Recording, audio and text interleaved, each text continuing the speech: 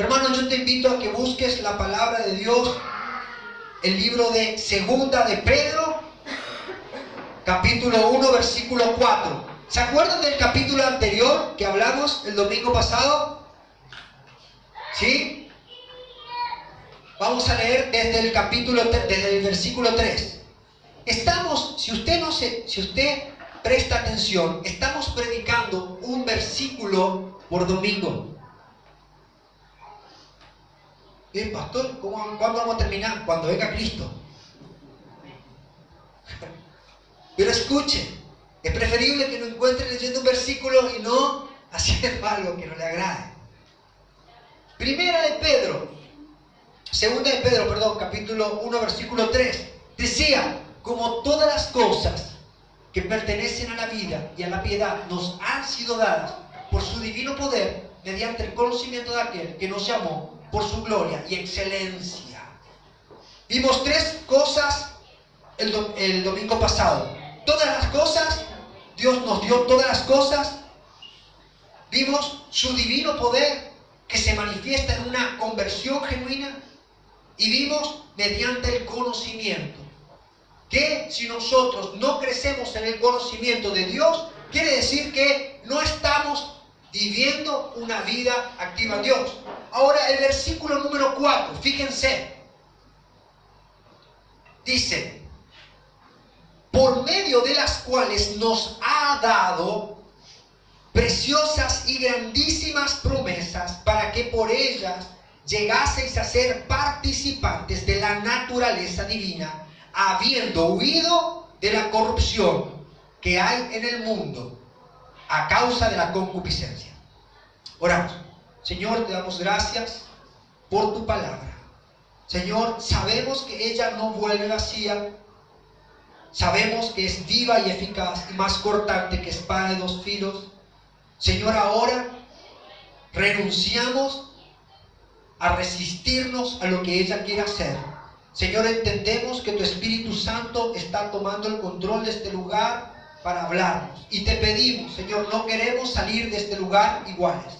Queremos que tú nos transformes, nos llenes con tu amor en Cristo Jesús. Amén y amén. ¿Sabe? ¿Cuántos saben de la importancia de la promesa? Cuando alguien te promete algo, es algo muy importante. Todos sabemos de la importancia de una promesa, para bien o para mal. Muchas veces, cuando un chico le dice, yo te puedo ayudar a que vos seas el mejor deportista, solamente tenés que esforzarte. Ese chico toma esa promesa y dice, yo creo, y dedica toda su vida a entrenarse para ser un deportista de élite. Lo mismo pasa cuando nosotros me pasaba en la escuela. Yo tenía dificultad con la mayoría de las materias de la escuela. Entonces mi mamá recurría a la promesa y me decía, hijo, si vos aprobás esta materia, yo te voy a regalar algo. Y yo, confiando en esa promesa, me esforzaba para ir a estudiar. La madre, cuando lleva al niño a la enfermería a poner una inyección, le dice, si vos no llorás, yo te voy a dar algo. Y los niños están... Recuerdo una vez, mi tía le dijo a la sobrina, a mi prima, si vos no llorás, yo te voy a comprar una muñeca. La muñeca era la más cara que había. Y cuando... Era imposible. ¿Y saben qué? La chica se bancó el súper pinchazo y no lloró. Y la tía decía, pero se bancó. ¿Por qué? Por la promesa. Creía que esa promesa era para ella y la tomó. Los novios prometen en el altar amar a sus esposas en la salud y en la enfermedad. Y le dicen que siempre estarán con ellas. Y ellas lo creen. Ellas lo creen. Los amigos se prometen. nosotros vamos a ser amigos siempre. Termina quinto año, que no se corte, ¿eh? ¿O viste algún amigo de quinto? Promesas. Es curioso, pero en este tiempo de mundial, los argentinos tenían una costumbre. Decían, si Argentina gana, yo prometo. Y había cualquier cantidad de cosas sin sentido y sin razón que prometían que iban a hacer. Y de hecho, gracias a Dios, Argentina quedó eliminada. Si no, gente estaría haciendo promesas sin sentido. Ahora, todos sabemos el peso de una promesa, que se cumplirá también cuando hacemos lo malo. En particular había una promesa muy simple que mi papá hacía y que me ayudó a terminar la secundaria. La promesa era, si no querés estudiar, vas a trabajar, porque vagos no pienso mantener. Entonces, esa promesa, yo sabía que se iba a cumplir y me ayudó a terminar el quinto año. Todas las promesas son en cierta medida consustanciales o consubstanciales. ¿Qué significa? Que la promesa tiene mucho que ver con la naturaleza de quien promete. Tiene que ver con la naturaleza de quien promete. Yo sabía que mi papá lo iba a cumplir. Estaba seguro que si yo no trabajaba, me iba a mandar a trabajar. Si no estudiaba, me iba a mandar a trabajar. Nadie puede prometer, por otro lado, nadie puede prometer algo que en su naturaleza no puede cumplir. Porque si no, ya no es una promesa, sino es una mentira. ¿Me está entendiendo? Entonces, las promesas van a estar condicionadas a nuestra capacidad para cumplir. Nadie puede prometer algo fuera de su naturaleza. Ejemplo. Si alguna vez te prometieron que te bajarían la luna y las estrellas, quiero decirte que eso fue solo una metáfora. A lo cual no deberías haber prestado atención. Entonces, tenemos que pensar, ¿qué poder tienen las promesas? Son el combustible de nuestra motivación. Pero esto es en lo natural. Vamos a nuestro versículo, por favor. Si usted tiene su Biblia de papel, quisiera que usted marque 5 puntos. Usted sabe, nosotros siempre hablamos de 5 puntos, pero hoy vamos a hablar particularmente de 5 puntos. El punto número 1, quiero que subraye, nos ha dado. Punto número 2, preciosas. Punto número 3, grandísimas. Punto número 4, participante de la naturaleza divina. Y punto número 5, habiendo huido de la corrupción. Repito, punto número 1, nos ha dado. Punto número 2, preciosas. Punto número 3, grandísimas. Punto número 4, participantes de la naturaleza divina. Y punto número 5, habiendo huido de la corrupción. Nos ha dado. Quiero hablar del verbo mal conjugado en la prédica anterior. De hecho, fue una conjugación a medias. ¿Por qué? Porque nos ha dado está conjugado en el tiempo pretérito perfecto. ¿Ahora entiende por qué mi papá me amenazaba para que estudie? Bueno, pretérito perfecto es un tiempo donde una acción se inicia en el pasado, pero sigue siendo activa a lo largo del tiempo. El ejemplo del profesor Esteban es, por ejemplo, no es lo mismo decir, Diego ha vivido toda su vida en Resistencia Chaco, ¿Qué decir? Diego vivió en Resistencia Chaco. ¿Cuál es la diferencia? En una sigue viviendo y en otra no vivió más, se terminó. Entonces, ¿cuál es la acción? Se inicia en el pasado. Dios nos dio todas las cosas en el pasado, pero nos sigue dando todas las cosas que necesitamos todo el tiempo que busquemos y que le pidamos. ¿Me está entendiendo? Entonces, Dios nos ha dado, pero eso se inició ¿en dónde? Se inició en la cruz de Calvario. Cristo, Dios nos dio todo lo que necesitamos en Cristo, pero no nos dejó, sino que nos sigue dando constantemente todo lo que necesitamos si nosotros le buscamos con amor. Esa es la buena noticia. Nos ha dado. Cristo inició su obra al venir desde antes de la fundación del mundo. Dice el Cordero que fue inmolado desde antes de la fundación del mundo. Dios decidió que nos iba a amar. Y Cristo se ofrece. Y dice en Hebreos, prepárame cuerpo. He aquí, yo vengo. Para ser como está escrito en el rollo de mí. Tremendo. Ese es nuestro Dios. Un Dios no es alguien que una vez nos bendijo allá a lo lejos. Una vez yo decidí venir a la iglesia y ya está. Me acuerdo qué emocionante que fue. Corría el año 83. No. Ahora, en aquel tiempo, pero en este momento, yo sigo recibiendo la ayuda de Dios constantemente si yo le busco. Si usted le busca. Entonces, Dios nos ha dado y nos da constantemente. Gracias, Esteban. Hemos aprendido mejor.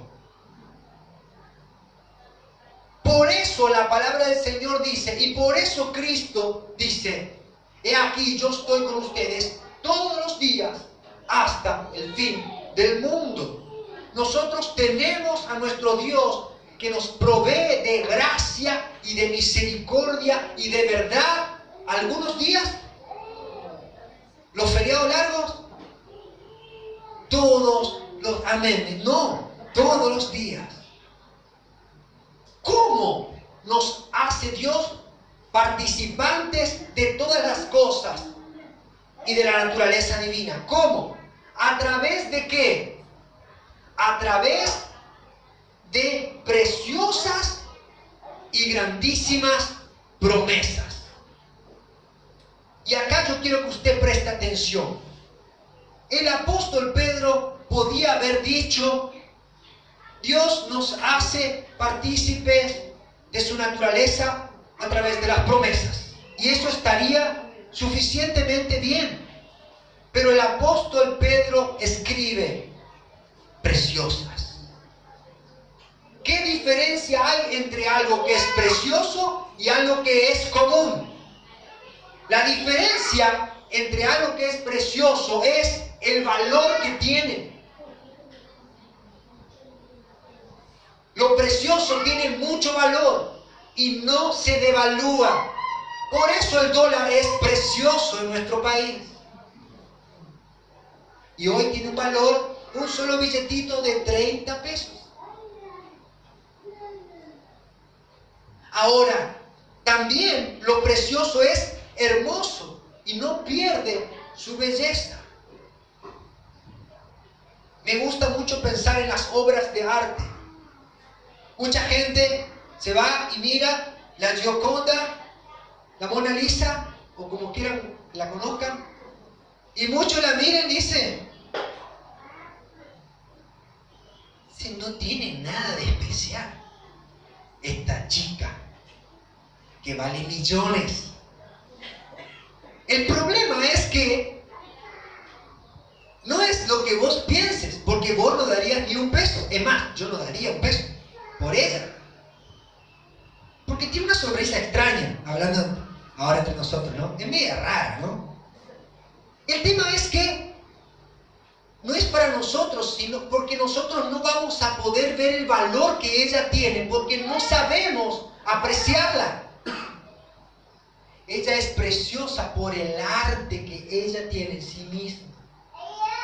Y muchas veces nosotros no podemos apreciar el valor porque no estamos capacitados para ver el valor que tiene algo hermoso, algo muy codiciado. Por ejemplo, usted no va a buscar una perla o un anillo de gran precio en el supermercado. Usted no va a buscar una piedra preciosa en la verdulería. Usted no va a buscar una piedra preciosa. Bueno, si en la playa se busca porque hay un aparatito que hace ti, ti, ti, ti, pero eso es otra cosa. Usted va a buscar una piedra preciosa en un lugar donde vendan específicamente piedras preciosas.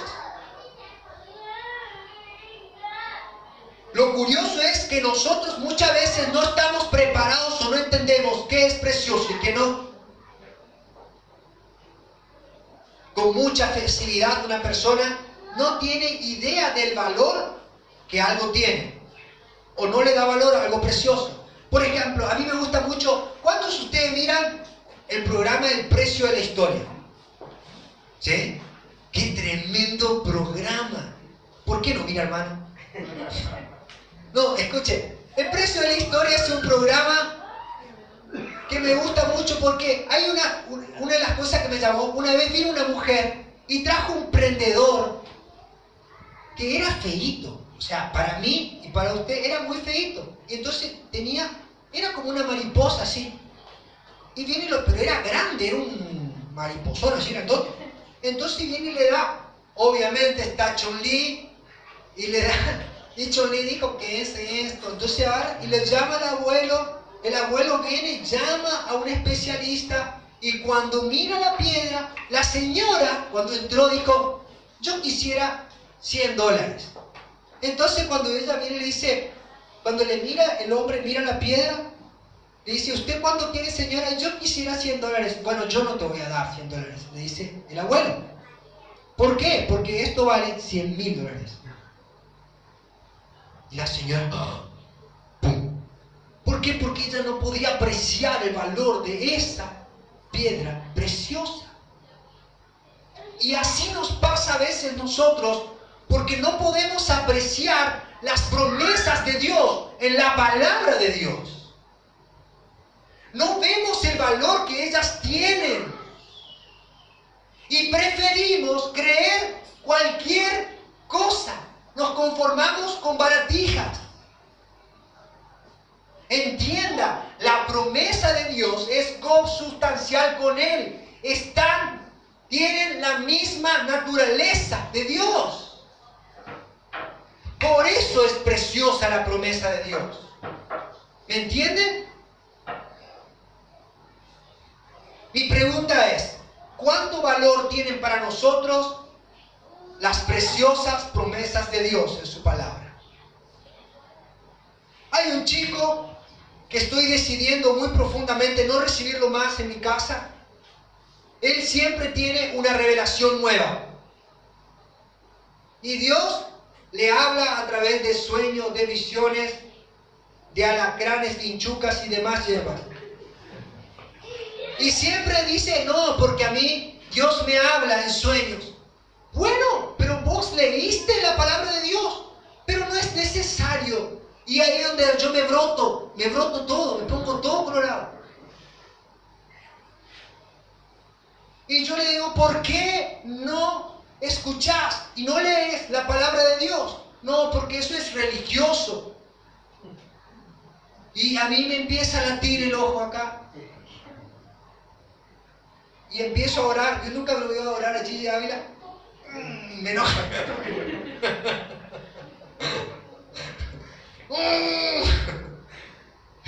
¿Por qué? ¿Por qué queremos que alguien nos hable?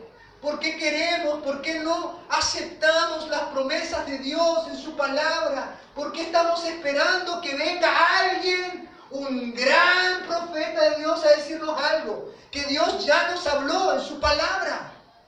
¿Por qué? ¿Saben por qué? Sencillamente porque no valoramos y no vemos el valor que ellas tienen.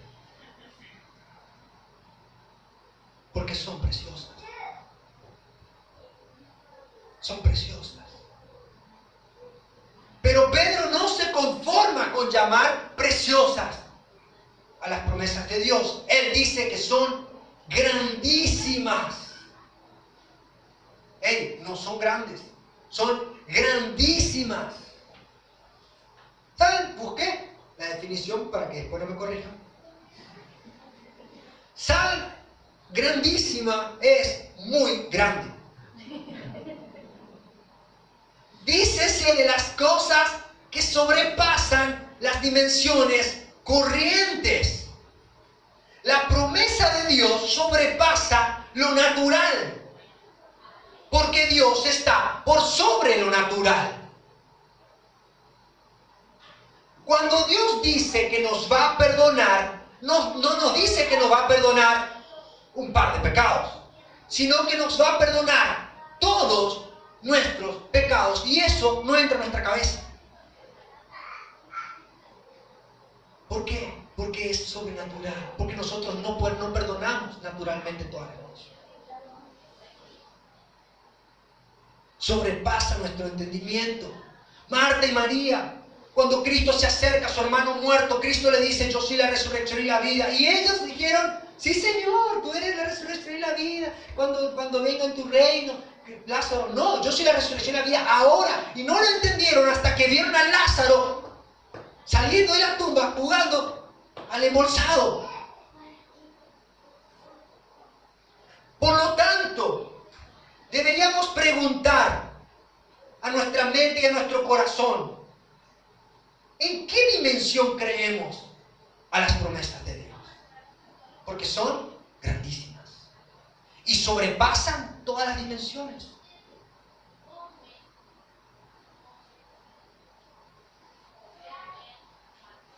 Lo acepto la promesa de Dios. ¿Cómo acepto la promesa de Dios? ¿Como algo natural o como algo sobrenatural? ¿Dentro de qué ámbito lo acepto? Lo curioso es que nosotros somos propensos a creer a larga distancia. Déjeme que le explique. Sí, Cristo me perdonó, me dio su amor, su gracia, pero yo siento que no puedo salir de esta circunstancia. Dios te perdonó, te libró de Satanás, un enemigo más fuerte que no podías vencer, y no crees que puede ayudarte en esta circunstancia. ¿Por qué? Porque no dejamos que Dios tome el control con sus promesas en nuestra vida y le creemos en todos los ámbitos de nuestra vida. Necesitamos empezar a creer a Dios por sobre las circunstancias que nos rodean. ¿Qué circunstancia te rodea? Yo creo que todos pasamos por circunstancias difíciles en la vida, pero no creo que ninguno de nosotros haya pasado por una circunstancia tan difícil como la que pasó Abraham. Romanos capítulo 4, del 17 al 25, nos cuenta la historia de que Dios le dijo a Abraham que haría de él padre de multitudes de gentes. Y él creyó en esperanza contra esperanza para llegar a ser padre conforme a lo que había dicho Dios. Y dice: no se debilitó en la fe al considerar su cuerpo, que estaba como ya muerto, siendo casi de 100 años, y la esterilidad de Sara. ¿Saben? Fíjense lo que dice la Biblia: tampoco dudó por incredulidad de la promesa de Dios, sino que se fortaleció en fe, dándole gloria a Dios, convencido de que era también poderoso para hacer todo lo que había prometido. Abraham tenía 100 años, su esposa estéril, y Dios le dijo que iba a ser padre. Imagínense cómo habrá hecho Abraham para decirle a Sara que tenía fe. Sara, ¿qué te pasa? Le habrá dicho: ¿vos qué te pasa, viejito? No, mira, Sara, ¿qué? Y en esa época no existía el Viagra. Era solamente fe. Mucha fe. Entonces Abraham se fortaleció en fe, dando gloria a Dios, y creyó a Dios. Ahora mi pregunta es: ¿creemos a Dios? Abraham siguió con fe porque tuvo 12 hijos más. El tema es: ¿nosotros creemos?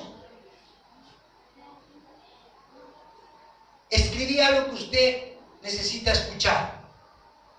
No hay límites para las promesas de Dios. El único límite para la promesa de Dios, ¿saben cuál es? Dios. Y Dios no tiene límites. El único límite que existe para la promesa de Dios es Dios. Y Dios no tiene límites. Realmente, si da gloria a Dios, usted puede pedir lo que quiera conforme a su voluntad. Y si Dios quiere, usted puede tener cualquier cosa conforme a la naturaleza infinita de Dios. Cualquier cosa que Dios quiera. Hay algo que a mí me llama mucho la atención y escucho mucho, leo mucho biografías cristianas. Y hay una biografía muy importante para mí que es la historia de George Mueller. Él fue nombrado el apóstol, un apóstol de la fe. Él vivió entre el año 1805 y 1898. ¿Saben? Era un hombre que la mamá lo mandó a estudiar teología desde niño, pero él no creía en nada. De hecho, cuando más estudiaba, más mal se portaba. Hasta que un día lo mandaron a una reunión de oración y entró y vio gente que estaba orando y clamando a Dios. Y ese día su corazón se convirtió. Dice que él de repente empezó a servir a Dios y sintió carga por los niños necesitados de las calles. En plena época de la revolución industrial, los niños abundaban y era mercadería y carne de cañón para las fábricas. Y él empezó a buscar a los niños y los sacaba de la calle y le daba de comer. Pero no tenía un solo peso. No tenía ni un solo centavo. Él se dedicaba solamente a orar, a buscar a Dios y a creer sus promesas. Y dijo: Señor, si vos me llamás a poner un orfanato, yo lo voy a hacer con una sola condición. Yo nunca jamás voy a pedir al hombre. Yo te voy a pedir a vos. Y si yo te sirvo a vos, para la gloria de tu nombre, vos no nos vas a hacer faltar absolutamente nada. Y este hombre se levantaba a las 5 de la mañana y oraba hasta las 9 de la mañana. Y salía a recorrer la ciudad. Y la gente le daba todo lo que necesitaba. No pocas veces se quedaba sin ningún peso para dar de comer. Y los niños se levantaban y se preparaban en la mesa. Y decían: ¿qué vamos a comer hoy? Y él decía: ya viene la comida, pónganse cómodos, preparen. Y preparaban sus tazas y preparaban su comida. Y él sabía que no tenía nada para darle de comer a esos niños. Y cuando les decía: vamos a orar y vamos a dar gracias por lo que Dios nos va a dar, cuando terminaron de orar, dice que golpeaban la puerta. Y una de todas esas veces dijeron: Señor, ¿usted es George Mueller? Sí, somos del ejército. Un batallón nos llegó y nos quedó todo el desayuno preparado. ¿Le servirá? Sí, pase.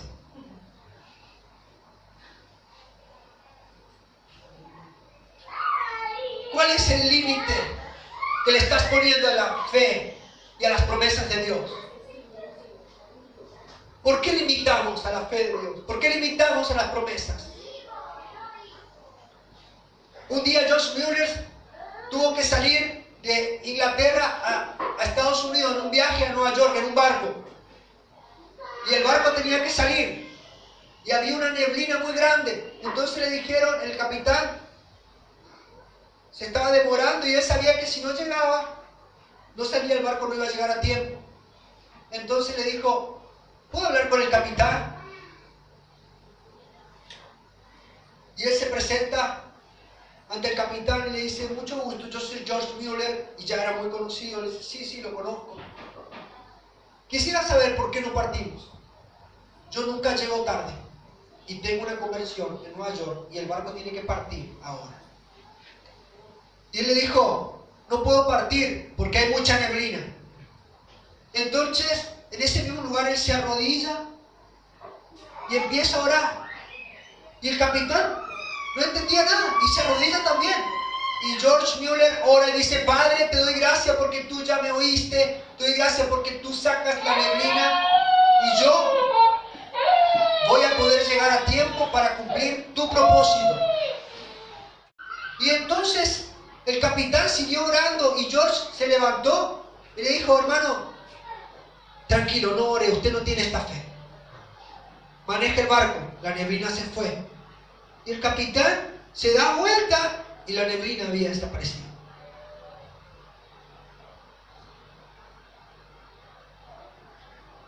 ¿Cuál es la dimensión que le das a las promesas de Dios?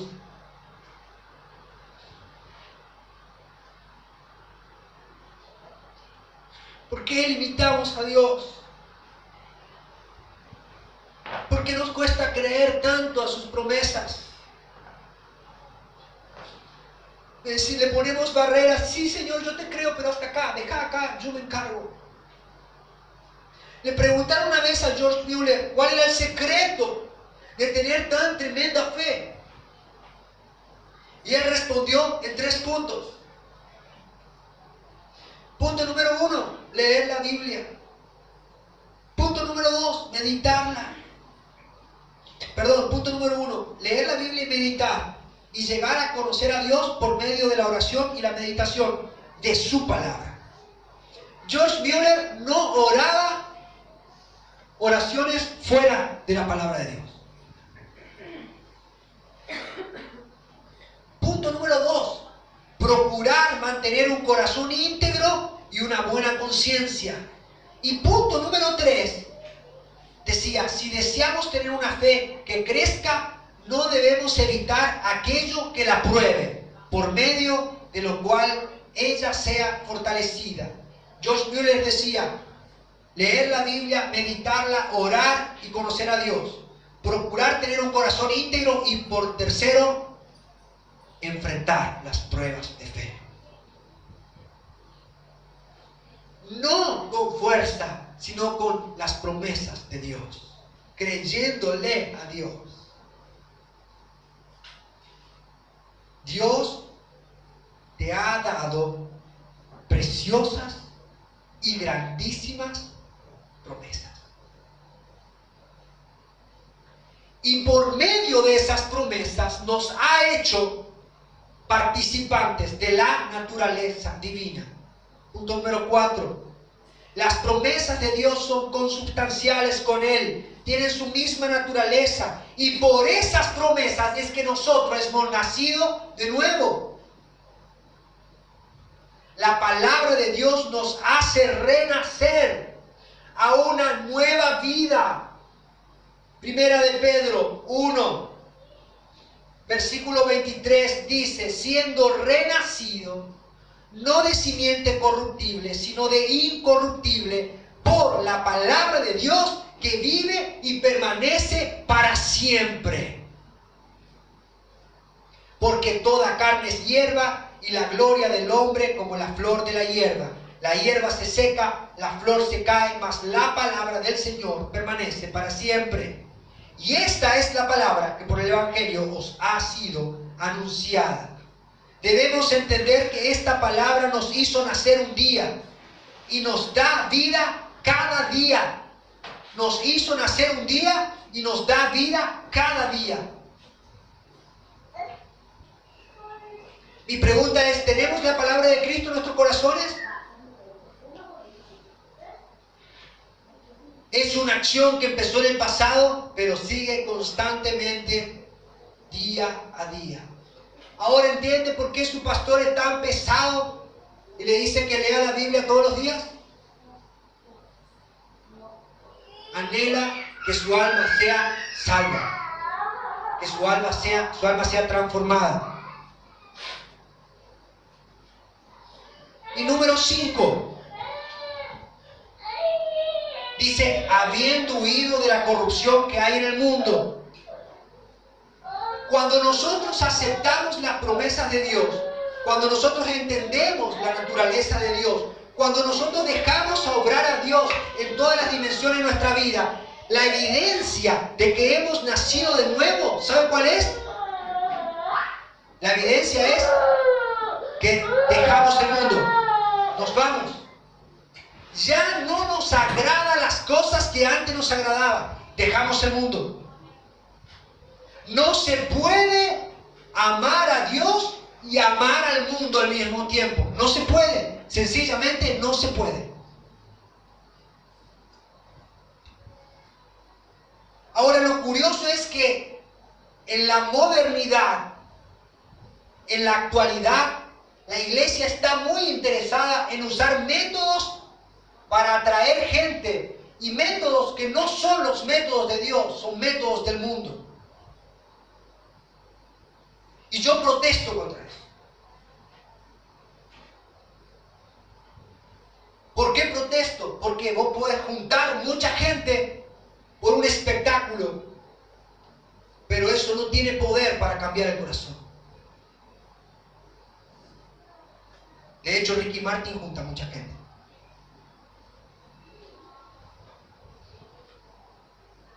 Hermanos, si la palabra de Dios y el Espíritu Santo no te llevan a Cristo, nada te llevará a Él. Nada. Absolutamente nada. Ni la buena música, ni las caminatas, ni las luces, ni la psicología, ni el agua bendita que extrañamente usan algunos predicadores modernos. Es la palabra de Dios. Y si la palabra de Dios no haya cabida en nosotros, es muy probable de que esté pasando lo que Jesús le dijo a los fariseos. Mis palabras no hayan cabida en ustedes porque ustedes no son de Dios.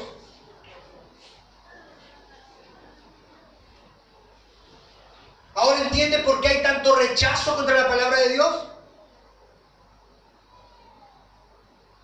Sencillamente porque es la única fuente segura a la que podemos escuchar.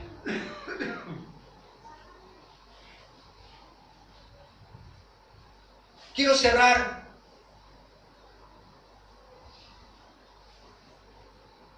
mi amigo Carlos Mayo dice: me encantan tus predicaciones hasta que empezás a hacer preguntas. Son muy buenas y divertidas, pero cuando preguntas me empiezo a preocupar. Y yo quisiera hacer un par de preguntas para concluir la palabra. La primera pregunta que quiero hacer es: ¿en qué tiempo estás conjugando la palabra de Dios para tu vida? ¿En un pasado lejano o un pretérito perfecto? ¿En qué tiempo estás conjugando la obra de Dios en tu vida? ¿Es algo que hiciste una vez o es algo que está constantemente obrando en tu vida?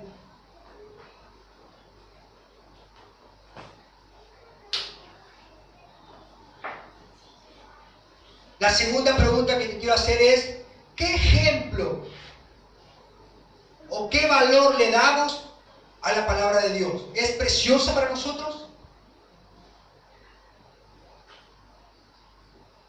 Si es preciosa para nosotros, ¿dónde la guardamos? ¿O aceptamos con gusto baratijas? Otra pregunta que quiero hacer es: ¿cuáles son los márgenes en los cuales le creemos a Dios?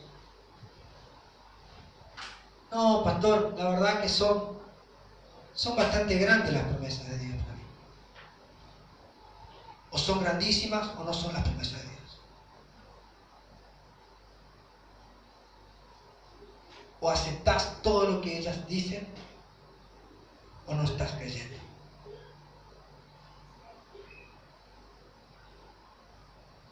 ¿Podemos creer en un Dios que está por sobre todo lo que podemos imaginar? Ahora la pregunta final es: ¿hemos nacido de nuevo? ¿Hemos dejado el mundo?